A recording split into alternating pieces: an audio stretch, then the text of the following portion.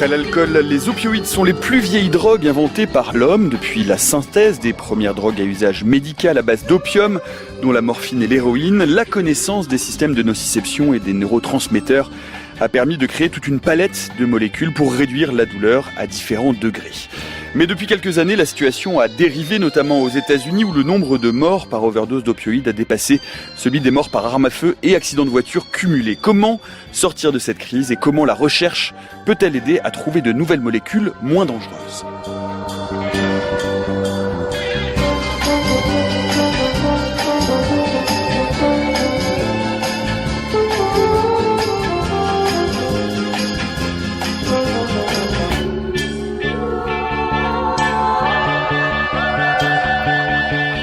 Opioïdes, accros et à cran, c'est le problème qui va nous occuper dans l'heure qui vient. Bienvenue dans la méthode scientifique. Et pour évoquer ces questions et prendre la mesure de ce que d'aucuns décrivent d'ores et déjà comme une crise sanitaire majeure aux États-Unis, en tout cas pour le moment, nous avons le plaisir de recevoir aujourd'hui Serge Perrault. Bonjour. Bonjour. Vous êtes responsable du Centre de la douleur de l'hôpital Cochin, président de la Société française d'évaluation et de traitement de la douleur, auteur également de La douleur, je m'en sors, c'est aux éditions InPress. Bonjour Nicolas Authier. Bonjour. Vous êtes chef du service de pharmacologie médicale du CHU de Clermont-Ferrand, également directeur de l'Observatoire français des médicaments antalgiques. Vous pouvez suivre cette émission comme chaque jour sur nos ondes de France Culture, ainsi qu'en complément sur le fil Twitter de l'émission en vous abonnant au compte @laméthode_fc. Le fentanyl est l'un des antidouleurs aujourd'hui dans le collimateur des autorités sanitaires américaines. Ce médicament, dérivé de l'opium, est généralement utilisé pour soulager des malades du cancer ou de fortes douleurs post-opératoires, mais depuis plusieurs mois, son usage est largement détourné. Il y a cette idée fausse chez les utilisateurs que l'héroïne mélangée au fentanyl est plus fort, mais en réalité, ça provoque beaucoup trop de décès. Les victimes ne sont pas toujours des toxicomanes. Beaucoup ont commencé par une ordonnance pour soulager leur douleur. C'est le cas de Chelsea, 25 ans, aujourd'hui enceinte. J'ai commencé par des pilules antidouleurs. Et à 19 ans, j'étais complètement accro à l'héroïne. Cette alerte au fentanyl est le dernier épisode d'une épidémie d'addiction aux opiacés qui a déjà tué plus de 28 000 personnes aux États-Unis, rien qu'en 2014. Nous avons plus de morts par overdose dans l'Ohio que par accident de la route. Face à cette situation préoccupante, les autorités envisagent entre autres de faciliter l'accès à un médicament qui permettrait de sauver des vies en cas d'overdose. Voilà un reportage de la chaîne CNews en 2016. On entend depuis un certain nombre de mois une forme de vent de panique qui souffle un peu dans l'opinion publique, dans les médias. Le président américain Donald Trump a déclaré en fin d'année dernière qu'il s'agissait d'une urgence de santé publique. Serge Perrault, qu'est-ce qui se passe depuis quelques années, on va dire 5, 10 ans, quelque chose comme ça? Pourquoi est-ce qu'on assiste à ce qu'on pourrait appeler, si vous me passez ce mauvais jeu de mots, une ruée vers l'héros? Alors je crois qu'il faut bien différencier deux mondes très différents. Le monde anglo-saxon, où on a une culture, je dirais, de la douleur qui est différente, et le monde latin, où la douleur est incorporée dans la vie de tous les jours de façon différente et où depuis très longtemps dans le monde latin, on a très peur de la morphine. Donc si vous regardez l'Espagne, l'Italie, la France, les gens ont plutôt peur de ces drogues plutôt qu'une appétence telle qu'on peut l'avoir aux États-Unis. Et puis il faut différencier aussi deux contextes très différents qui sont d'une part le contexte de la douleur, je prends des médicaments parce que j'ai mal, et puis le contexte du mésusage, de l'usage récréatif. L'héroïne, c'est pas pour la douleur. Le fentanyl, le plus souvent, c'est pas pour la douleur, c'est pour se faire un shoot. Donc il y a ici une confusion et des mondes très différents. Et je pense que pour le public français, il est très important de faire la distinction. Mais ces molécules qu'on entend, là, le fentanyl, il y en a plusieurs autres. On les évoquera tout à l'heure dans le détail, si vous le voulez bien, Nicolas Authier. Elles existent depuis longtemps. Quelle est la bascule en fait qui s'est faite ces dernières années pour qu'on en arrive aujourd'hui à ce qui a été décrit, ce qu'on a entendu dans le reportage, par exemple? La bascule, elle s'est faite sur une vingtaine d'années avec l'arrivée sur le marché de nouveaux antalgiques opioïdes, donc des médicaments, qui ont une puissance pharmacologique qui se rapproche de celle de l'héroïne elle-même et qui ont été, dans certains pays, à commencer par les États-Unis, beaucoup trop largement prescrits. Et au point de prescrire cela pour des pathologies traumatiques bénignes jusqu'à l'entorse de cheville. Et donc certaines personnes sont devenues dépendantes à ces molécules-là. Et lorsque vous êtes devenu dépendant, lorsque vous avez une addiction, c'est un processus qui est parfois irréversible. Et donc, vous devenez, que l'on change la réglementation ou pas sur ces molécules-là, vous persistez dans cette difficulté à ne pas pouvoir résister à consommer certaines substances. Et c'est ce qui se passe aux États-Unis. Aux États-Unis actuellement, le fentanyl qui est consommé, ce n'est pas du fentanyl pour la douleur, c'est du fentanyl drogue qui vient du marché noir et qui est consommé par, on le dit maintenant, non plus les junkies mais les cols blancs, et qui n'ont plus le choix et qui parfois, lorsqu'on leur supprime leur antalgique, sont obligés de soit aller acheter du fentanyl dans la rue, soit de découvrir l'héroïne qu'ils n'avaient jamais consommée auparavant. Et on pointe souvent du doigt des campagnes de communication très agressives de la part de grands groupes pharmaceutiques, Purdue pour ne citer que avec l'oxytocine dans les années 90. Néanmoins, Serge Perrault, vous dites que les entreprises pharmaceutiques prennent la place du vide, mais que quand les médecins sont bien formés, finalement, il n'y a pas de vide à combler, donc on n'arrive pas à cette situation-là. Ça veut dire que c'est aussi la résultante d'une crise de la formation, de l'information médicale dans les pays anglo-saxons ? Dans tous les pays du monde, je dirais, mais on a vu donc des États aux États-Unis porter plainte contre des firmes pharmaceutiques parce qu'elles avaient donné de fausses informations aux médecins. La ville de New York vient de le faire. Voilà. Mais je dirais que si les médecins avaient une bonne formation, tout ce que peut dire l'industrie n'aurait pas cet impact. Quand il n'y a pas de formation sur la douleur, quand on considère que la douleur c'est pas une maladie, c'est juste un symptôme, c'est quelque chose de secondaire pour lequel il n'y a pas besoin de développer des formations, de développer de la recherche. La douleur c'est quand même un parent pauvre de la médecine. Or, ça concerne quasiment toutes les spécialités. On en arrive là, voilà. Et je dirais qu'en France, depuis quelques années, il y a un enseignement de la douleur. Il reste encore limité, mais il y a quand même des cursus qui sont maintenant intégrés au 2e cycle, maintenant au 3e cycle. Et il y a des avancées, il y a des recommandations, on est dans quelque chose de beaucoup plus cadré. Vous diriez aussi, Nicolas Authier, que la formation aujourd'hui des médecins généralistes, des médecins spécialistes est un rempart contre ces campagnes de communication très agressives qui ont lieu dans les pays anglo-saxons, mais pas que, on en parle aussi en Allemagne, aux Pays-Bas, en Espagne. C'est le premier rempart, bien entendu. C'est-à-dire s'il n'existe pas celui-là, on ne pourra pas totalement sécuriser la prescription et donc les médicaments seront prescrits et deviendront disponibles dans les armoires à pharmacie familiale. Et le deuxième rempart, je pense qu'il n'est pas encore assez développé, c'est d'informer et de former les usagers du système de santé, les patients eux-mêmes, et notamment pour sécuriser l'automédication. C'est ce qu'on va essayer de faire au cours de cette heure, évidemment. Peut-être un mot tout de même, parce qu'on dit beaucoup, et vous le dites l'un et l'autre, que la France est relativement protégée. Néanmoins, on constate que les chiffres sont en augmentation. Alors évidemment pas au même rythme et à la même ampleur que aux États-Unis ou en Grande-Bretagne, mais tout de même, on constate aujourd'hui de plus en plus de détournements d'usage de médicaments. On parle de certains sirops, on parle de certains médicaments à base de codéine pour des usages récréatifs. Que faut-il en penser, Serge Perrault ? Alors sur le détournement, je pense que Nicolas Authier en parlera plus facilement que moi puisqu'il dirige l'Observatoire des médicaments antalgiques. Je voudrais dire quand même qu'en France, on est quand même dans une carence, malgré tout, d'accès à ces médicaments. Là, on parle des excès, mais il y a encore des carences importantes. Vous allez dans les centres anticancéreux, il y a encore entre 30 et 40% de personnes qui justifieraient de traitement par opioïdes et qui n'en ont pas. Donc la juste mesure sera bien sûr d'aller donner les médicaments aux patients qui le justifient.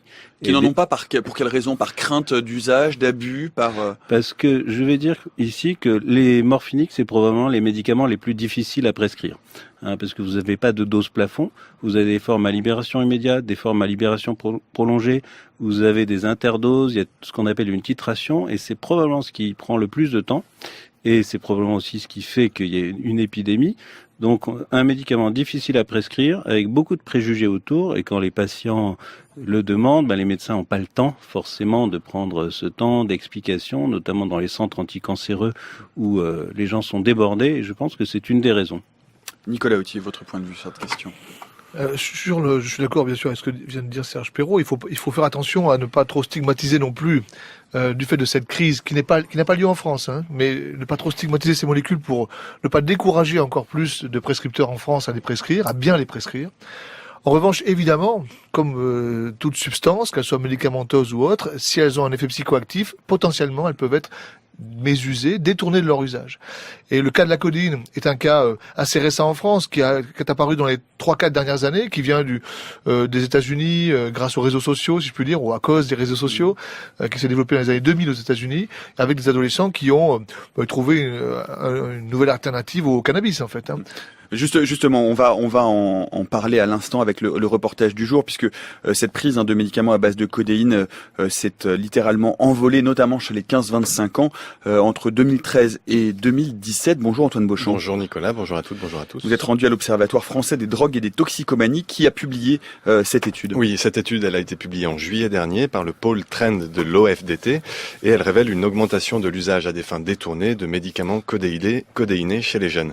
Il faut savoir que cette note a été suivie de l'interdiction de la vente des médicaments codéinés sans ordonnance. Agnès Cadet-Taïrou, elle est la responsable du pôle responsable de l'étude, qui est un pôle qui suit entre autres les tendances nouvelles dans les consommations de drogue en France. Elle nous raconte comment l'OFDT a pris la mesure de l'augmentation de la consommation de ces médicaments codéinés, mais aussi les risques liés à une surconsommation de ces médicaments opioïdes. La codéine, c'est un médicament qui a deux fonctions principales. Elle est utilisée comme antitussif. Elle fait partie de la famille des opioïdes, des opiacés comme par exemple la morphine, mais elle a un effet qui est moins puissant. Donc elle fait partie des analgésiques qu'on appelle de niveau 2, c'est-à-dire qu'en premier on a aspirine, ibuprofène, paracétamol. En deuxième on a la codéine et puis des médicaments opioïdes comme le tramadol. Et puis après on a des opioïdes forts comme la morphine, le fentanyl ou l'oxycodone. Quelles sont les grandes tendances et quels sont les grands points qui ont été relevés par cette note sur l'usage détourné de médicaments codéinés chez les jeunes ? On a vu apparaître en fait aux alentours de 2013 des usages récréatifs en fait qui ne semblaient pas exister auparavant en France dans des groupes de jeunes qui n'étaient pas du tout habitués à consommer des substances illicites à part le cannabis. Apparemment, donc il reproduisait en fait des recettes qui venaient des États-Unis, qui existaient déjà dans les années 90, qui permettaient de faire des mélanges un petit peu planants, donc avec de la codéine, un antihistaminique, donc le nom vous dira pas forcément grand-chose, mais de la prométhazine habituellement, et puis théoriquement du Sprite, mais ça pouvait être un autre soda pour mélanger les choses. Et voilà, ce qui donne des effets à la fois calmants, mais un petit peu planants, comme je le disais. Ouais. Comment vous en êtes venu à vous rendre compte de ces usages-là ? Alors, pour ce qui est de l'OFDT, on a justement un dispositif de veille sur tous les phénomènes qui concernent les consommations de psychotropes. Alors, on est plus tourné davantage vers les drogues illicites dans ce dispositif de veille.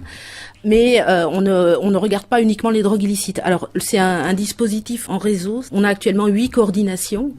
Le réseau s'appelle Trend, qui chacun met en œuvre des outils pour assurer justement cette veille. La majorité de ces outils sont des outils qualitatifs, des questionnaires aux professionnels du champ, qu'il s'agisse du côté application de la loi ou du côté socio-sanitaire, donc médecins, pharmaciens, des personnels spécialisés pour traiter les addictions, et puis le champ qu'on appelle application de la loi, donc police, douane, etc.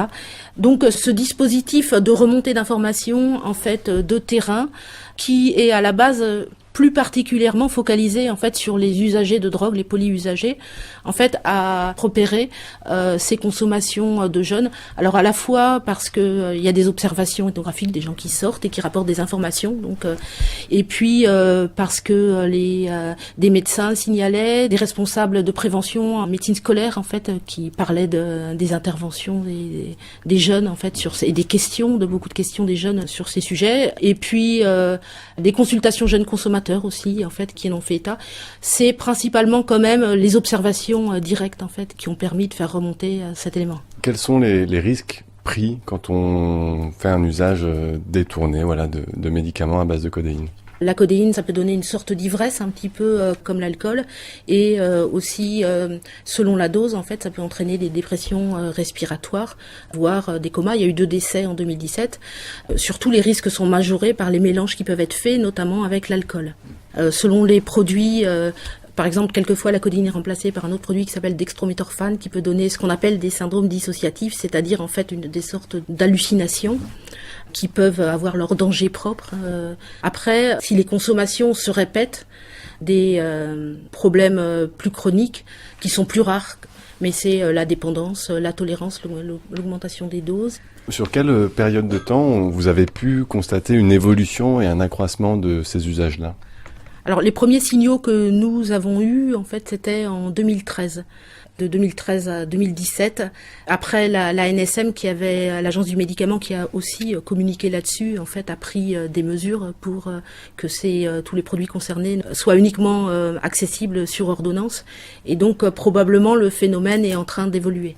Alors, on n'a pas encore consolidé la situation actuelle. Les premiers éléments qui remontent du terrain, c'est que, dans un premier temps, en tout cas, les demandes aux pharmacies, notamment, se seraient calmées. Alors, il y a un des sites qui nous dit que ça commence à reprendre, mais dans la plupart des cas, il n'y a pas eu notamment de produits de remplacement pour ces jeunes.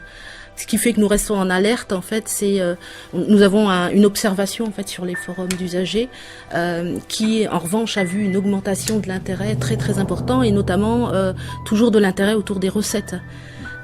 Ce qui fait que l'intérêt n'a pas diminué et il est important de continuer à suivre le phénomène. Un autre phénomène qui concerne une autre population, c'est des personnes qui sont non consommateurs de drogue, qui n'ont jamais consommé d'héroïne, mais qui deviennent dépendants à ces médicaments opioïdes, en fait, à la suite de traitements, quelquefois aux doses thérapeutiques recommandées, des traitements à la suite d'opérations chirurgicales ou pour des douleurs persistantes. Vers 2015, en fait, on a vu augmenter le nombre de demandes, en fait, de prise en charge de ces gens-là dans les centres spécialisés pour usagers de drogue, ce qui était tout à fait nouveau. Il y a une explication aussi, c'est que dans les 10 dernières années, peut-être même 15 dernières années, il y a eu une augmentation de la prise en compte de la douleur. Et donc, il semble, notamment selon l'ANSM, que ces cas, en fait, ne soient pas disproportionnés si l'on considère, en fait, l'augmentation de prescription qui a eu lieu liée à la prise en charge de la douleur. C'est-à-dire qu'on n'est pas sur un phénomène de dérapage important. Il reste, à mon sens, relativement bien contrôlé en France, notamment si on compare, bien sûr, avec les États-Unis ou au Canada. Voilà le reportage du jour à l'Observatoire français des drogues et des toxicomanies. Une réaction à ce que vous venez d'entendre, Serge Perrault, Nicolas Authier. Serge Perrault, c'est ce que vient de dire l'intervenante, c'est intéressant que ce soit lié, qu'il n'y ait pas de dérapage, mais que ce soit aussi lié statistiquement à une meilleure prise en charge de la douleur. Oui, je crois que c'est un discours tout à fait sensé, c'est-à-dire que les patients ont été sensibilisés au fait qu'ils pouvaient réclamer depuis les années 2004, depuis notamment l'intervention de Bernard Kouchner, qui a été quelqu'un de tout à fait promoteur pour la prise en charge de la douleur, en disant qu'on avait droit à être soulagé. Bien sûr, on n'avait pas une obligation de résultat, mais les patients avaient le droit de dire qu'ils avaient mal, et ça, c'était très nouveau dans les années 2000-2004. Et donc, à la suite de ça, des formations pour les médecins, des médecins qui se sont mis à prescrire d'une façon plus large, et donc effectivement une augmentation des prescriptions, et dans une mesure tout à fait marginale des dérives, des mésusages, tels que c'était signalé dans le reportage. En France. Nicolas Authier. Moi, je crois qu'il y a plusieurs choses, il y a plusieurs éléments pour discuter ce que vient d'être dit. Tout d'abord, effectivement, il y a cette veille permanente des autorités sanitaires sur les médicaments et de l'agence du médicament qui a révélé cette problématique de la codéine et qui a abouti à cette demande de suppression de la prescription médicale facultative. Il y a les interactions plus fortes depuis 2-3 ans entre le monde de la douleur et le monde de la diétologie. Et donc une plus grande sensibilisation. Et puis enfin, il n'y a pas forcément plus de patients traités par antalgiques opioïdes en France. En fait, il y en a un peu moins depuis quelques années et depuis l'arrêt d'un médicament qui s'appelait le dextropropoxyphène ou diantalvic. Donc ça n'a pas augmenté les prescriptions en France. Qui est un anti-inflammatoire. Antidouleur, antalgique opioïde. Donc il y en a pas plus en France. Mais il y a des pratiques qui ont évolué et il y a surtout des prescriptions qui parfois ont été un petit peu en dehors des recommandations, et y compris à des patients qui étaient plus à risque que d'autres, et on a été moins vigilants. Donc là aussi on en est aux prémices d'un risque. Et on a la chance d'être à ces prémices et donc de pouvoir faire de la prévention secondaire, on va dire. La méthode scientifique, Nicolas Martin. Et à 16h20, nous parlons donc des opiacés, des opioïdes tout au long de cette heure en compagnie de Serge Perrault et de Nicolas Authier. Peut-être pour essayer de comprendre comment on a pu en arriver là ou à cette certaine forme d'excès qu'on constate dans certains pays, peut-être effectivement moins en France comme on vient de l'entendre. Il est intéressant de se replonger dans l'histoire de ces molécules qui sont, comme je le disais tout à l'heure dans l'introduction, les plus vieux produits psychoactifs inventés par l'être humain juste après l'alcool.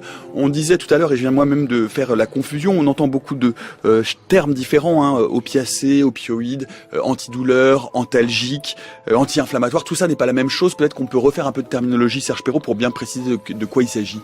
Alors d'abord, il faut savoir que les opioïdes, c'est donc tout ce qui est dérivé de la morphine et qui comprend d'une part les opiacés qui sont des substances naturelles, comme la codéine, la morphine, les extraits de pavot, etc.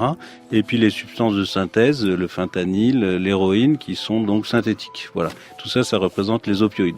Vous disiez, c'est les plus anciennes substances psychoactives, mais c'est surtout les plus anciennes substances antalgiques. C'est-à-dire que nous, médecins du 21e siècle, on utilise surtout des médicaments vieux comme le monde, des morphiniques, des anti-inflammatoires qui ont quand même une centaine d'années, le paracétamol aussi. Nous, médecins de la douleur, on n'est pas très modernes. On n'est pas très modernes par rapport à d'autres spécialités médicales. Pourquoi ? Parce que la douleur, c'est probablement un des phénomènes physiologiques et pathologiques les plus complexes, et qu'à l'heure actuelle, dans le monde médical de la recherche, il y a 2 domaines qui sont au point mort. C'est l'Alzheimer, avec beaucoup d'échecs, alors que chez l'animal, ça semble intéressant. Chez l'homme, ça marche pas. Et la douleur. De la même façon, chez l'animal, on a des substances qui semblent marcher. Et chez l'homme, souvent, il y a des effets indésirables où c'est beaucoup moins efficace qu'on ne le pense. Parce que la douleur, ça passe par le cerveau. C'est extrêmement complexe. C'est en même temps une expérience et aussi une pathologie. Et traiter une expérience, c'est sûrement très compliqué. Nicolas Authier, peut-être on peut revenir aussi sur la découverte ou en tout cas les applications médicales contemporaines justement des dérivés d'opiacés. La morphine, c'est assez récent, c'est le début du 19e siècle. Oui, à la fois c'est assez récent, c'est ce qu'on disait, et c'est peu novateur. La morphine hospitalière. Hospitalière, oui, c'est peu novateur parce que notamment dans la douleur par excès de nociception, la plus fréquente, on a rarement on n'a pas trouvé de molécule guère plus efficace. Enfin, le fentanyl est plus puissant, mais en fait, en pratique, c'est le même mécanisme d'action. Il en faut juste moins pour avoir le même effet. Donc, il n'y a pas eu d'innovation dans ce domaine-là depuis plus de 100 ans. Donc c'est quand même, ça reste ancien. Je pense que pour le monde de la médecine, on peut considérer que c'est ancien. Le premier emploi médico-clinique de la morphine, 1804, Friedrich Serturner, c'est ça ? Si je ne m'abuse, oui. Serge Perrault. Alors souvent c'est des découvertes européennes, donc il y a des découvertes anglaises, françaises ou allemandes, et c'est souvent les Allemands qui vont commercialiser, qui vont industrialiser les substances comme les anti-inflammatoires ou la morphine. À quel moment commence à se faire le distinguo entre la nocivité, le potentiel addictogène et de dépendance de certaines de ces molécules par rapport à l'emploi qu'on peut faire en milieu hospitalier? Je pense évidemment à l'héroïne. Nicolas Authier. Oui, à cette époque-là, de nombreux pays commercialisaient aussi l'héroïne comme un médicament. Commercialisé par Bayer aussi, par Bayer, à la fin du 19e, 1874. Voilà, et pour traiter notamment les douleurs. Et ça a été largement utilisé. Il y a certains pays qui continuent de le prescrire. En Angleterre, par exemple, on donne de l'héroïne par voie intranasale à des enfants aux urgences.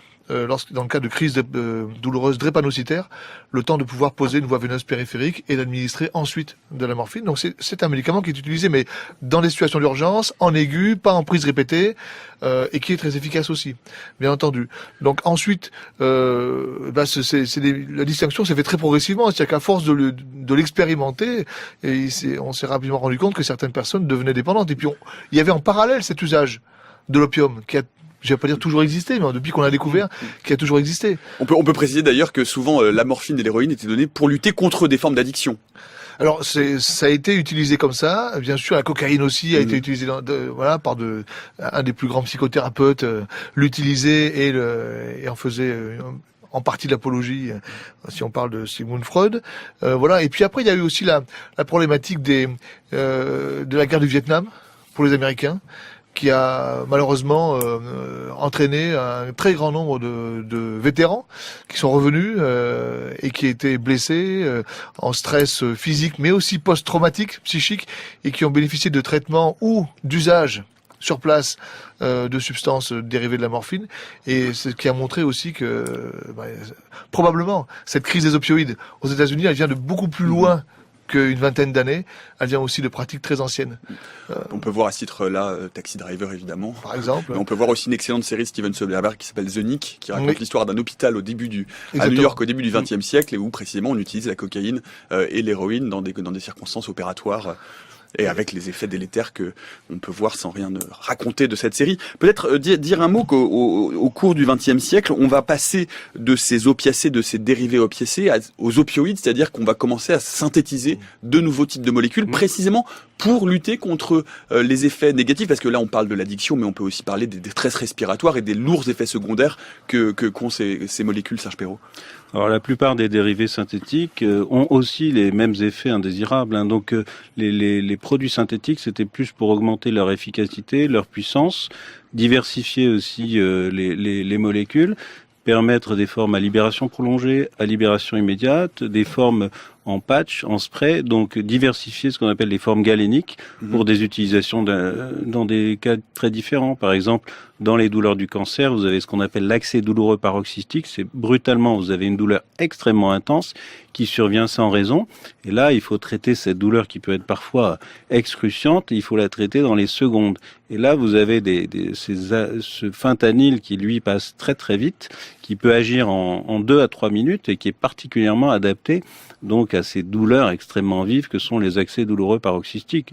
Donc il y a quand même des progrès pharmacologiques et galéniques qui s'adaptent à des situations cliniques. Maintenant, ce shoot qu'on a comme ça grâce au fentanyl et qui permet de traiter cet accès douloureux, il peut aussi être utilisé dans d'autres situations. Et là, le shoot, c'est un risque d'addiction majeur. Le fentanyl est développé à quelle période, Nicolas Authier ? Je me souviens plus de la date exactement. Une trentaine d'années. Oui, c'est une trentaine d'années. Je ne sais pas exact, mais une trentaine d'années. Il a pris une place assez importante parce que c'était parmi ces nouveaux opioïdes qui arrivaient. Cette molécule est particulièrement puissante et se consomme de l'ordre du nanogramme plutôt que du milligramme. Donc effectivement, il faut savoir la doser. Et c'est pour ça aussi que cette molécule-là et tous les dérivés du fentanyl sont à l'origine actuellement de la vague de décès qu'il y a en Amérique du Nord, y compris le Canada. Au Canada qui commence parce que il y a le fentanyl et tous les dérivés du fentanyl, carfentanyl, ocfentanyl, etc., qui eux sont encore plus puissants que le fentanyl lui-même. Et ça veut dire que la moindre erreur de dosage peut être fatale, y compris chez quelqu'un qui a l'habitude d'en consommer. Peut-être aussi peut-on dire un mot du progrès dans la deuxième moitié du XXe siècle, des connaissances précisément sur les effets biochimiques de ces molécules sur le système nerveux, puisque c'est grâce à cette connaissance de la façon dont ces molécules allaient se fixer sur certains récepteurs, sur les neurotransmetteurs, et c'est aussi la découverte qu'il y avait des opioïdes endogènes. Nous produisons, notre corps produit des opioïdes naturellement, Serge Perrault. Alors effectivement, un certain nombre de patients aiment bien le rappeler pour se déculpabiliser en disant mais de toute façon, moi-même j'en produis. Alors on en produit dans des situations bien particulières. On produit deux grandes catégories. Voilà, quand on fait du sport, dans l'exercice, etc. Ça, c'est les endorphines. Voilà. Et donc ça, c'est très utile. Et je propose souvent à mes patients de sécréter plutôt leurs propres endorphines en faisant du sport, plutôt qu'en prenant des morphines exogènes. Donc ça, effectivement, on comprend mieux le mode d'action de ces substances. On comprend mieux aussi la douleur, les mécanismes de la douleur. Et des mécanismes aussi qui se rapprochent. La douleur, c'est complexe. Il y a des troubles du sommeil, il y a de la dépression, il y a tout un ensemble de conséquences de la douleur, notamment chronique, et chez qui ces médicaments vont lever l'anxiété, vont améliorer le sommeil, et vont aussi avoir des actions qui ne sont pas seulement des actions sur la douleur. C'est ça qui est assez complexe à comprendre et à concevoir, c'est que toutes ces mécaniques neurophysiologiques de la douleur sont aussi intimement liées à d'autres mécaniques que l'on connaît bien, qui sont les mécaniques de la récompense et qui vont amener ensuite vers des mécaniques hautes qui sont celles de la dépendance. Nicolas Authier. Oui, les deux systèmes sont très intriqués entre le système, on va dire, de perception de la douleur, d'intégration au niveau du cerveau de la douleur et le système de la récompense, qui est le système du plaisir, de la perception du plaisir que tout le monde a, voilà, mais qui, dans l'addiction, ne dysfonctionne et entraîne les mauvais choix, on va dire. Voilà. Eh bien, au milieu de tout cela, il y a des différents récepteurs qui sont utilisés et qui sont impliqués, et notamment les récepteurs aux opioïdes, le récepteur mu, qui est le récepteur privilégié de la morphine et des autres opioïdes. Et effectivement, une activation trop fréquente, trop prolongée chez les personnes qui ont des prédispositions aussi, puisque ce n'est pas qu'une histoire de récepteur, peut entraîner, dans certains cas, une perte de contrôle sur la consommation. Serge Perron ? Je pense qu'il faut revenir à l'Antiquité, non seulement pour la morphine, mais aussi pour les philosophes. Et Épicure était un philosophe qui s'est beaucoup intéressé à la douleur et qui recherchait le plaisir, non pas pour le plaisir, mais pour supprimer la douleur. Et il faut écouter Épicure, le plaisir n'a d'intérêt que s'il y a de la douleur. S'il n'y a plus de douleur, mais il n'y a plus besoin de plaisir. Et je pense que pour ces consommateurs de drogue, je pense que c'est quelque chose à rappeler, cette dualité. Mais le mésusage, c'est quand on recherche le plaisir alors qu'il n'y a plus du tout de douleur. Nicolas Autier ? Oui, le soulagement d'une douleur est un plaisir en soi. Voilà. Mais on peut C'était aussi... Épicure et puis Freud, que vous évoquiez tout à l'heure. Voilà. On a également un petit peu parlé. Mais effectivement, le soulagement de la douleur est un plaisir en soi. Et il faut apprendre aux patients à différencier ces différents plaisirs, si je puis dire. Le plaisir qui vient d'une émotion positive, qui peut être ressenti par la prise d'une substance, par un comportement, par une consommation alimentaire, etc. Et le plaisir qui est lié au soulagement. C'est pas tout à fait la même chose. Il faut apprendre à dissocier les deux.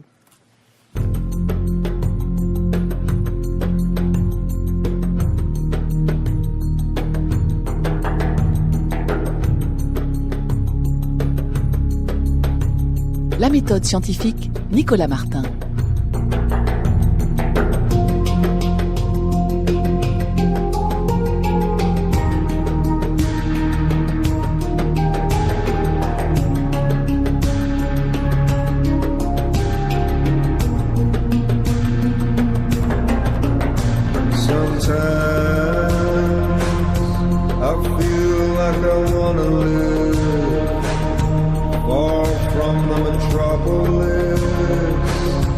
Just walk through that door.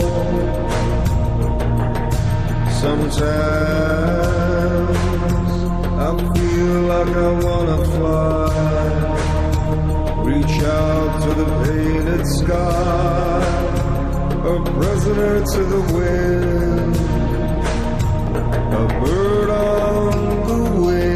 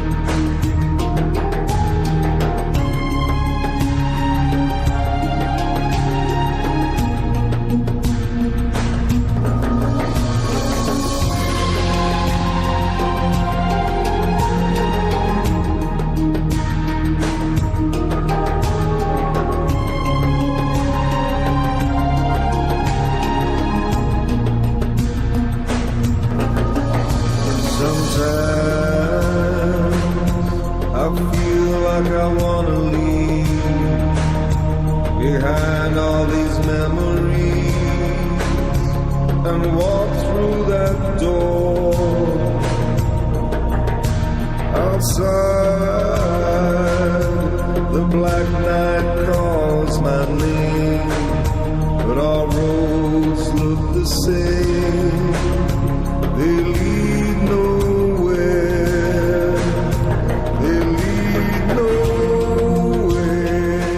Opium de Dead Can Dance sur France Culture à 16h35, puisque nous parlons précisément des opiacés et des opioïdes et de leurs effets sur notre système nerveux, sur les systèmes de réponse et sur les systèmes de douleur. C'est ce que nous évoquions juste avant la musique. Nous en parlons avec Serge Perrault, qui est responsable du centre de la douleur de l'hôpital Cochin, président de la Société française d'évaluation et de traitement de la douleur, et avec Nicolas Authier, qui est chef du service de pharmacologie médicale du CHU de Clermont-Ferrand et directeur de l'Observatoire français des médicaments antalgiques. Alors on parlait un peu, c'est intéressant, parce qu'on va évidemment se poser la question de savoir pourquoi est-ce que ce sont toujours les opioïdes qui tiennent le haut du pavé dans la gestion de la douleur, en tout cas dans sa gestion par voie médicamenteuse, et pourquoi la recherche a tant de mal à trouver d'autres molécules de substitution. Nicolas Authier, vous l'évoquiez tout à l'heure, les opioïdes agissent sur 3 types de récepteurs différents. Le principal, celui que vous avez cité, c'est mu. Il y a aussi kappa et delta. On parle d'un autre récepteur qui s'appelle ORL1. Ça veut dire que tous ces opiacés, tous ces opioïdes ne fonctionnent pas exactement de la même façon. Ça veut dire qu'on ne comprend peut-être pas encore complètement exactement comment se passent les échanges de neurotransmetteurs dans le cerveau une fois qu'on a ingéré ces types de molécules. Qui veut répondre à ça? Nicolas Authier? Le récepteur mu reste celui qui est le plus impliqué probablement dans la dimension antalgique de ces opioïdes, même si les 2 autres le sont aussi. Et d'ailleurs, certains médicaments opioïdes ont des valences différentes, plus kappa, plus mu, plus delta. Mais le récepteur mu est extrêmement important. Actuellement, ce qui est intéressant de connaître, c'est qu'est-ce qui se passe une fois qu'on a activé ce récepteur mu. Quelle est la cascade neurochimique? Parce qu'on pourrait se dire que l'on va pouvoir aller activer un autre récepteur qui est en aval, et qui, lui, peut-être pourrait reproduire l'effet antalgique de la morphine, en espérant ne pas avoir les effets indésirables, qui seraient portés par un autre récepteur, etc., etc. Donc, une partie des pistes de recherche, j'en parle, parce que c'est des recherches françaises. Voilà, donc il faut parler de ce qui se fait en France. Absolument. De l'équipe INSERM 1107 à Clermont-Ferrand, qui travaillent là-dessus, et qui ont identifié qu'en aval du récepteur mu, il y a un récepteur qui est récepteur TREC, et ce récepteur, chez l'animal, lorsqu'on l'active, on reproduit les effets antalgiques de la morphine avec beaucoup moins d'effets indésirables. Mais pour l'instant, on en est au stade des recherches animales, donc précliniques, et donc il va falloir aller un peu plus loin et espérer que ces effets se reproduisent chez l'homme. Serge Perrault. Alors, ce qu'il faut comprendre, c'est que la douleur, c'est un phénomène extrêmement complexe. Vous avez d'une part la douleur aiguë, où là, il est clair, il faut bloquer le message. Et là, quand on va donner de la morphine qui va agir sur le récepteur mu, ce récepteur va, s'activant, va bloquer le message douloureux qui remonte de la périphérie vers le cerveau. Donc ça, c'est très simple. Donc, en post-opératoire, dans les douleurs aiguës, la morphine, c'est efficace.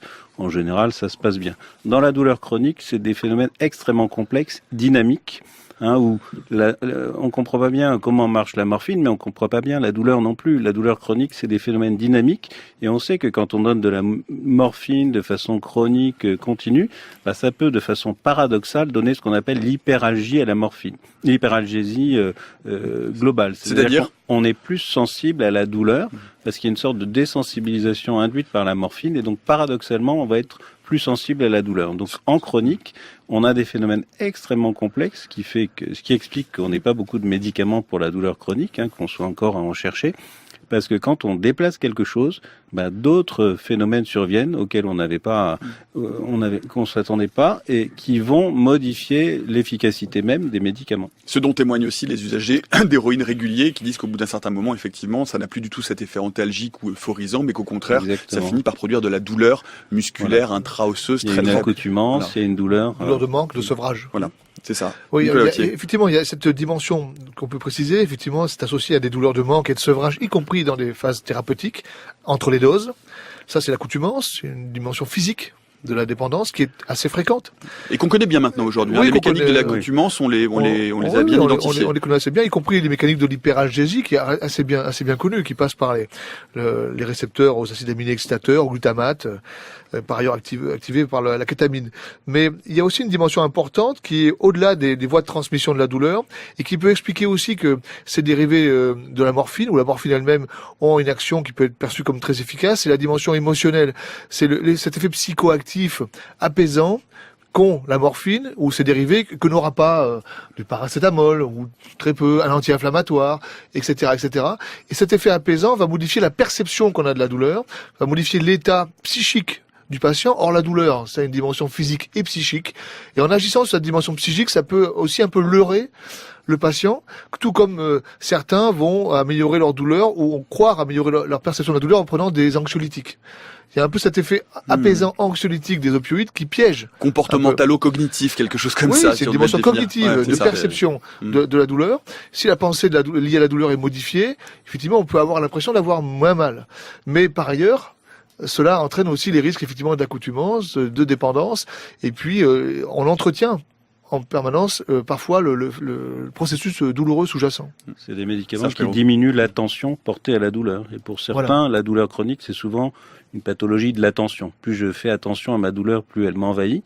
Et si j'ai un traitement qui détourne mon attention, qui la diminue, comme la morphine par exemple, ou les anxiolytiques, je vais avoir une certaine dimension de ma douleur qui va être apaisée.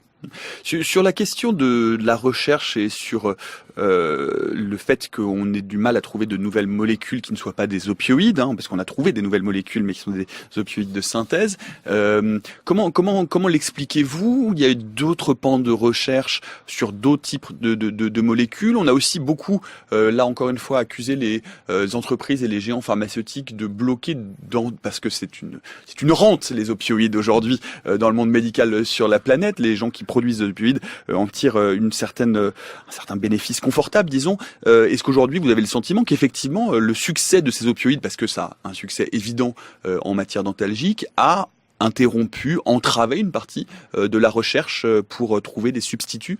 Serge Perrault? Clairement, je pense pas. Clairement, la douleur, c'est le premier marché, je dirais, au monde, puisque ça concerne tout le monde, tous les âges, tous les systèmes. Donc la douleur, c'est vraiment quelque chose sur lequel de nombreuses compagnies se sont penchées, mais avec beaucoup d'échecs. Il y a par exemple une compagnie, GSK, qui avait énormément investi dans la douleur, qui a développé des produits, voilà, et qui, après avoir investi plus de 2 milliards dans certains produits, a décidé de jeter l'éponge parce que ça coûte très cher et que il y a beaucoup de recherches et très peu d'élus. Donc je pense pas. Je pense que l'industrie cherche des nouvelles molécules, mais c'est extrêmement difficile. Alors il y a quand même des lueurs d'espoir. Bon, déjà sur les morphiniques. Il y a en France d'autres laboratoires que ceux que citait Nicolas Authier. Il y a par exemple à Paris l'école de Bernard Roch qui a beaucoup travaillé aussi sur des bloqueurs d'enzymes. Vous avez dans le cerveau ces encéphalines naturelles qui sont des autres opiacés endorphines, endémiques. Et on se dit que si on bloque des enzymes qui vont détruire ces encéphalines, si on bloque les encéphalinases, ces enzymes-là, on peut peut-être espérer augmenter l'efficacité des endorphines endogènes. Donc il y a des produits de ce genre qui sont en cours d'études, qui toujours chez l'animal marchent bien. On espère que chez l'homme, il y a des études qui démarrent, qui vont peut-être le montrer. Et puis heureusement, on va quand même partir maintenant sur d'autres récepteurs. Et là, on n'est plus du tout dans la morphine, mais il y a une nouvelle catégorie de médicaments qui sont des anticorps monoclonaux qui vont agir sur ce qu'on appelle le neuronal growth factor, c'est le NGF. Et donc, il y a des anticorps monoclonaux, des anti-NGF qui sont en cours de développement. Et là, c'est des grosses compagnies américaines, donc pour dire que les grosses compagnies investissent encore ce domaine, qui devrait arriver en 2019, c'est sous forme sous-cutanée, injectable, une injection tous les 15 jours ou tous les mois, pour traiter le mal de dos, pour traiter la douleur d'arthrose, pour traiter les douleurs des métastases. Donc il y a un mécanisme qui s'adapte ici à la douleur chronique, tout à fait différent, parce qu'à l'heure actuelle, comme je le disais, on est surtout avec des médicaments qui ont le même mode d'action. Les opioïdes, c'est les mêmes modes d'action depuis 3000 ans, les anti-inflammatoires depuis 100 ans, les antiépileptiques ou les antidépresseurs, c'est pareil, tout ça, c'est des médicaments anciens. Et enfin, peut-être, en 2019, on aura une nouvelle classe médicamenteuse, encore une fois, pas pour toutes les douleurs, mais pour certains types de douleurs, et ça va peut-être modifier les choses. Ces anticorps monoclonaux, vous pouvez nous expliquer en quelques mots comment ils fonctionnent et comment justement ils peuvent interrompre ou parasiter ces circuits de la douleur? Alors ici, on est plutôt sur ce qu'on appelle un facteur de croissance neuronale qui, chez le fœtus, favorise la croissance neuronale et après la naissance, donc va plutôt réguler la synthèse des neuromédiateurs, la substance P, le CGRP, donc les neuromédiateurs qui sont impliqués en périphérie dans la douleur. Et quand on va bloquer ce NGF, non pas à la phase fœtale, mais à la phase post-naissance. On va réguler ces mécanismes de la douleur, donc en ciblant, c'est donc des thérapies ciblées, c'est-à-dire que là, on sait ce sur quoi on Exactement, tape oui. exactement, et plus comme on le faisait avant avec des médicaments un peu ubiquitaires qui touchaient un peu partout et qui donc n'étaient pas toujours aussi efficaces que chez l'animal. Nicolas Autier, sur cette question de la recherche, il y a effectivement, Serge Perrault vient de l'indiquer, plusieurs tentatives, il y a eu plusieurs publications, il y en a eu une il n'y a pas si longtemps que ça, en 2016 dans Nature, sur une molécule qui s'appelle PZM21, et puis on a l'impression que ça commence, que c'est encourageant, et que ça s'interrompt, qu'on n'arrive pas à aller jusqu'au bout, qu'on n'arrive pas effectivement à dépasser les essais précliniques. Oui, ben ça c'est le propre de la recherche, on va dire médicale. C'est pas propre à la douleur, mais effectivement la physiopathologie assez complexe de la douleur, associée à sa dimension émotionnelle, je pense complexifie nettement le problème. Voilà, et c'est bien pour ça que effectivement les médicaments qui ont cette dimension, qui ont un effet sur les émotions, comme les opioïdes, tiennent encore la belle part du marché. Mais effectivement, il y a des pistes qui sont en train de naître avec les immunothérapies, qui sont beaucoup connues dans le cancer et en rhumatologie, mais qui notamment pourront avoir un intérêt dans les problématiques d'inflammation chronique, parce qu'il semblerait que certaines pathologies douloureuses soient associées à de l'inflammation chronique. Il y a aussi les pistes qui sont en lien avec le microbiote. Dont on a alors longuement parlé ici autour de cette table à plusieurs reprises. Pour de nombreuses pathologies d'ailleurs, y compris pour la douleur. Par exemple, dans les pathologies digestives douloureuses ou le syndrome de l'intestin irritable, mais pas uniquement. Certaines douleurs dysfonctionnelles, au sens plus large du terme, pourraient être concernées par des modulations de ce microbiote. Peut-être qu'il faut aussi préciser deux questions, mais vous l'évoquiez tout à l'heure, Serge Perrault, de dire qu'aujourd'hui on a tendance, et c'est une tendance depuis un certain temps, peut-être depuis toujours, en tout cas depuis l'invention de la pharmacologie moderne, à ne trouver de réponse à la douleur que par la voie de la pharmacopée, que par la voie médicamenteuse. Est-ce qu'on pense aujourd'hui qu'il est possible précisément de sortir, de remédier en partie à ce problème lié aux opioïdes, à la surconsommation d'opioïdes, en élargissant le champ du traitement de la douleur, pas uniquement par la voie médicamenteuse? Clairement, je dirais que la plupart des personnes qui ont commencé à prendre des opioïdes pour la douleur et qui sont devenues des personnes addictes à ces substances avec un mésusage sont des personnes chez qui la réponse à la douleur n'était que médicamenteuse. Or, la douleur, c'est un phénomène multidimensionnel. Il y a des éléments cognitifs, des éléments affectifs et des éléments physiques. Et si on prend en charge avec bien sûr des médicaments, mais associés aux médicaments, des approches physiques, psychologiques, des approches complémentaires, en général, il est rare, voire exceptionnel, d'aboutir à un mésusage. Parce que là, on a mis le médicament à sa juste place, c'est-à-dire c'est une partie du traitement, mais c'est pas l'ensemble du traitement, ça ne résume pas le traitement. Et là, on va pouvoir suivre le patient de façon beaucoup plus précise dans toutes ses dimensions. Voilà. À l'heure actuelle, il y a un certain nombre de douleurs chroniques où on peut même se passer du médicament. Je dirais les approches complémentaires, l'acupuncture, l'hypnose, la méditation, tous ces éléments-là peuvent aider de façon très significative certaines douleurs. Et puis il y a surtout un domaine qui est en train de se développer qu'on appelle la neurostimulation. La douleur, c'est aussi des voies, c'est de l'électricité, en périphérie comme au niveau du cerveau. Et il y a des techniques de neurostimulation, de neuromodulation. En périphérie, c'est la neurostimulation électrique transcutanée. Au niveau lombaire, c'est la neuromodulation lombaire. Et puis au niveau du cerveau, c'est ce qu'on appelle la modulation magnétique transcrânienne. Et donc avec cette stimulation magnétique transcrânienne, on peut moduler certaines zones du cerveau qui vont envoyer des messages inhibiteurs tout aussi efficaces que certains médicaments. Vous pensez pas qu'il faille faire un peu attention tout de même à ces thérapies alternatives type acupuncture, hypnose, méditation qui ne remplacent pas, qui peuvent peut-être venir en complément? On en a beaucoup parlé ici en disant que finalement si ça aidait les gens c'était tant mieux, mais qu'on ne pouvait pas leur suggérer d'avoir recours à ce type de thérapie alternative comme seul et unique recours au traitement de leur douleur. Alors, clairement, je vais vous dire, dans la lombalgie, quand on regarde tous les médicaments, que ce soit les anti-inflammatoires, le paracétamol, la morphine, les effets sont extrêmement modérés. Et ils sont même moins importants que l'effet de l'activité physique. Donc faire du sport, faire de l'activité physique, oui, mais l'acupuncture aussi. En tout cas, quand on compare les effets de toutes ces approches, Le médicament dans la douleur chronique, pas toutes bien sûr, mais en tout cas dans la lombalgie, la douleur d'arthrose, eh bien le médicament est parfois nettement moins efficace que des approches non médicamenteuses. Nicolas Autier. Et pour compléter ce que vient de dire Serge Perrault, je crois qu'il y a une question importante aussi à poser dès le début de la prise en charge, c'est l'objectif à atteindre, ou que l'on veut se fixer. Et le médicament peut faire croire que l'on va parfois supprimer la douleur. On parlait d'analgésique avant, on parle plus d'analgésique, on parle d'antalgique, et ça veut dire que effectivement on a cette difficulté probablement à supprimer la douleur, et on est plutôt autour d'un accompagnement de la douleur. Alors vivre avec, peut-être, mais surtout avec beaucoup moins de conséquences sur la qualité de vie des patients, sur le sommeil, sur l'humeur, sur l'anxiété, sur l'insertion sociale, professionnelle. Et ça devient des objectifs qui sont plus importants finalement à améliorer dans la douleur chronique, bien entendu, que l'intensité de la douleur elle-même. Et ça, c'est important parce que le médicament peut faire croire qu'effectivement qu'on va supprimer l'intensité de la douleur et qu'on va régler tous les problèmes, ce qui n'est pas le cas. Et certains accompagnements, qui peuvent être de l'ordre de la psychothérapie ou autre, permettent d'améliorer ça aussi.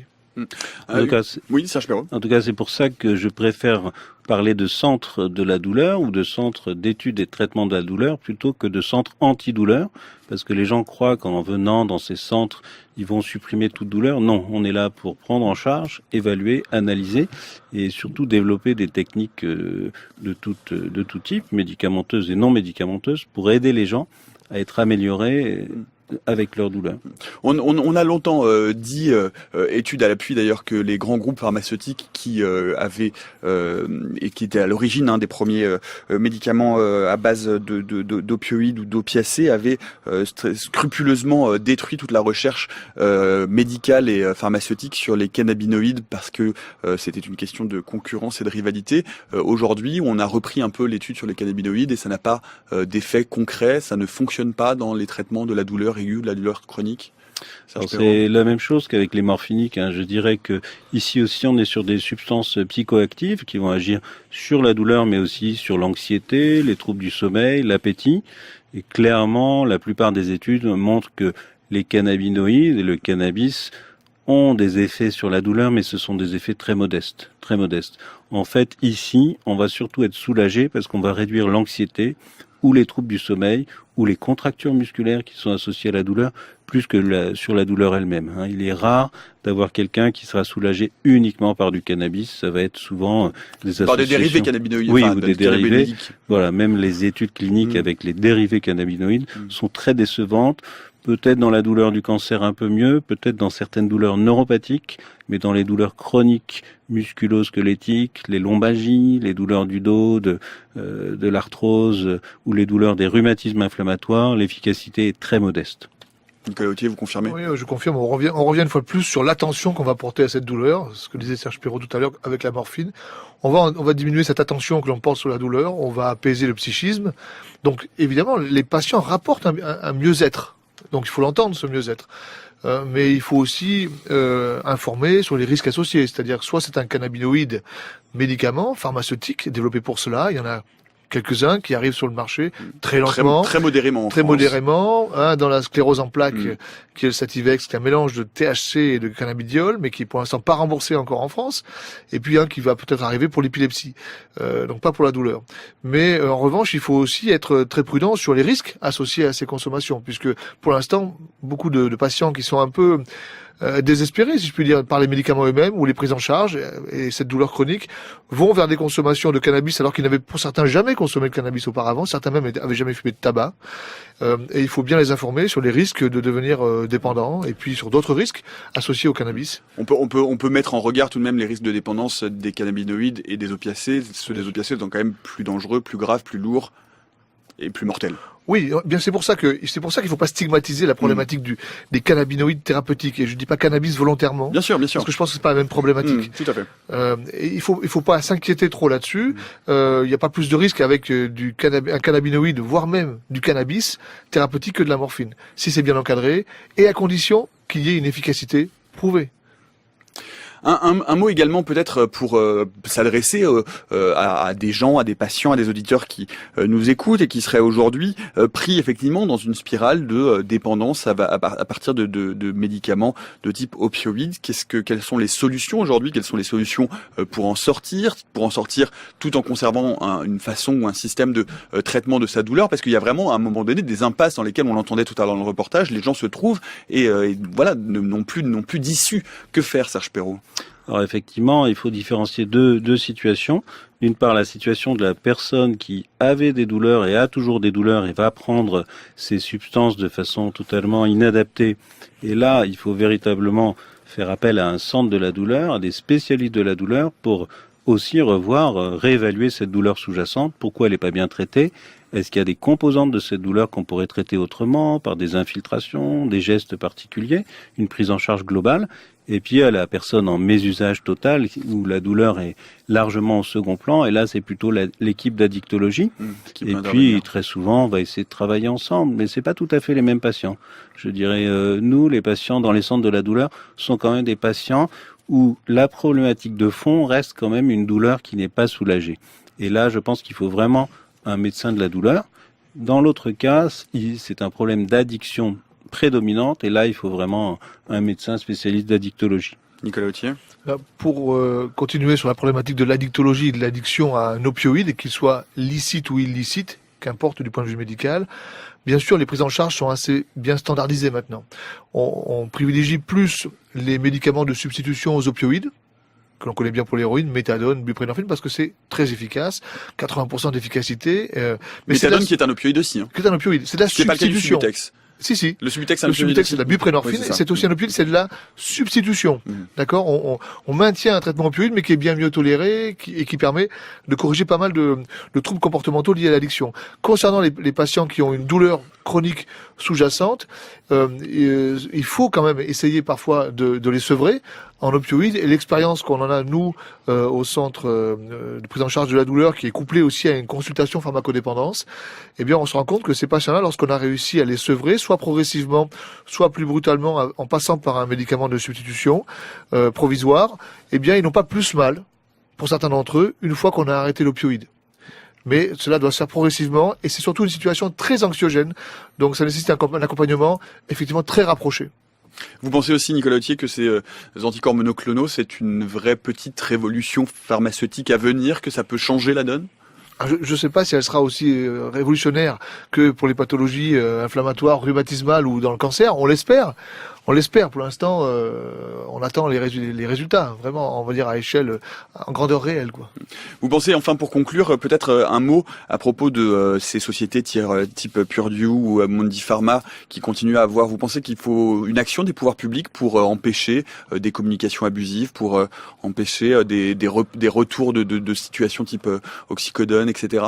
Serge Perrault. Je dirais qu'en France, la situation est quand même bien cadrée. D'une part, il y a la NSM qui contrôle toute la publicité, l'information délivrée aux médecins.